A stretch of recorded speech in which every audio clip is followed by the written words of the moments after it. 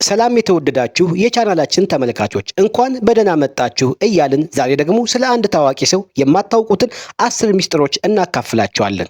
የሱ ቅጽል ስም ዘሮክ ነው። እሱ የህዝብ ሻምፒዮን ነበር። ዛሬ ደግሞ የሆሊውድ ንጉስ ነው።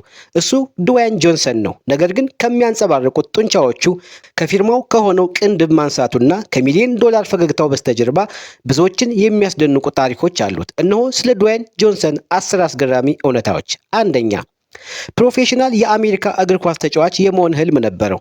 ወደ ትግል ዓለም ከመግባቱ በፊት ድዌይን ጆንሰን የተዋጣለት የአሜሪካ እግር ኳስ ተጫዋች ነበር። በሚያሚ ዩኒቨርሲቲ ሙሉ ስኮላርሺፕ አግኝቶ በመከላከያ መስመር ተጫዋችነት እንደ አውሮፓውያን አቆጣጠር በ1991 የብሔራዊ ሻምፒዮናን አሸንፏል። ነገር ግን በደረሰበት ጉዳት ምክንያት የመጫወት ህልሙ ተጨናግፏል። ሁለተኛ፣ ከግል ጡረታ ከወጣ በኋላ ኪሱ ውስጥ $7 ብቻ ነበረው። ከካናዳ እግር ኳስ ሊግ ከተሰናበተ በኋላ ህልሙ ሙሉ በሙሉ የፈረሰ መስሎት ነበር። ወደ አባቱ ቤት ሲመለስ ኪሱን ሲፈትሽ የነበረው $7 ብቻ ነበር። ይህንን አጋጣሚ በማስታወስ የራሱን የፊልም ፕሮዳክሽን ኩባንያ 7 ቡክስ ፕሮዳክሽን በማለት ሰይሞታል።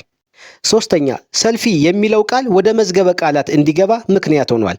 ምንም እንኳን ቃሉ ከሱ በፊት ቢኖርም ድዌይን ጆንሰን ሰልፊ ራሱን ፎቶ ማንሳት የሚለውን ቃል በስፋት በማህበራዊ ሚዲያ በመጠቀሙና ተወዳጅ እንዲሆን በማድረጉ ቃሉ ወደ ኦክስፎርድ እንግሊዘኛ መዝገበ ቃላት እንዲገባ አስተዋጽኦ እንዳደረገ ይታመናል።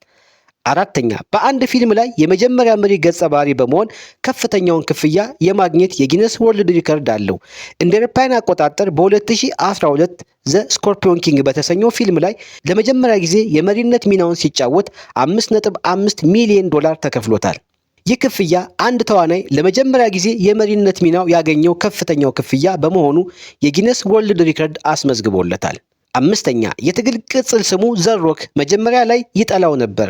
ወደ WWE ሲገባ በመጀመሪያ ይጠቀም የነበረው ስም ሮኪ ማይቪያ ሲሆን ይህም የአባቱን ሮኪ ጆንሰን እና የአያቱን ፒተር ማይቪያ ስም በማጣመር የተሰጠው ነበር።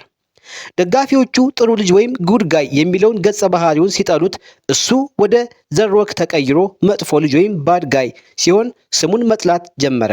ነገር ግን በኋላ ላይ ገጸ ባህሪው ሲወደድለት እሱም ስሙን ተቀብሎታል። ስድስተኛ፣ በቀን ከ5000 ካሎሪ በላይ ይመገባል። የሰውነቱን ቅርጽ ጡንቻውን ለመጠበቅ ሲል ድዌይን ጆንሰን በቀን ከ5 እስከ 7 ጊዜ ይመገባል። በአጠቃላይ በቀን ከ5000 ካሎሪ በላይ የሚሆነውን ምግብ ይመገባል። ይህም በአመት ወደ 1000 ፓውንድ ወይም 453 ኪሎ ግራም የሚጠጋ የኮድ አሳን ይጨምራል። ሰባተኛ፣ ሆብስ ኤንድ ሻው ፊልም ላይ የነበረው ውሻ በእውነተኛ ህይወቱ የራሱ ውሻ ነው። በፋስት ኤንድ ፊውሪየስ ፕሬዘንትስ ሆብስ ኤንድ ሻው ፊልም ላይ የሚታየውና ሆብስ የሚል ስም ያለው የፈረንሳይ ቡልዶግ በእውነተኛ ህይወት የድዌይን ጆንሰን ውሻ ነው። ስምንተኛ፣ ክሪሚኖቶሎጂ ተምሯል። በሚያሚ ዩኒቨርሲቲ ሲማር ከዋና ትምህርቶቹ አንዱ ክሪሚኖቶሎጂ ነበር። በወቅቱ ከሲአይኤ ወይም ከኤፍቢአይ ጋር የመስራት ሐሳብ ነበረው። ዘጠነኛ፣ የካናዳ ዜጋ አለው።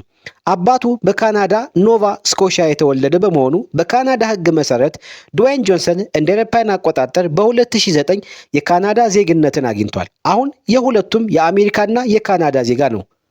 10 በአንድ ወቅት ከድብርት ወይም ዲፕሬሽን ጋር ይታገል ነበር።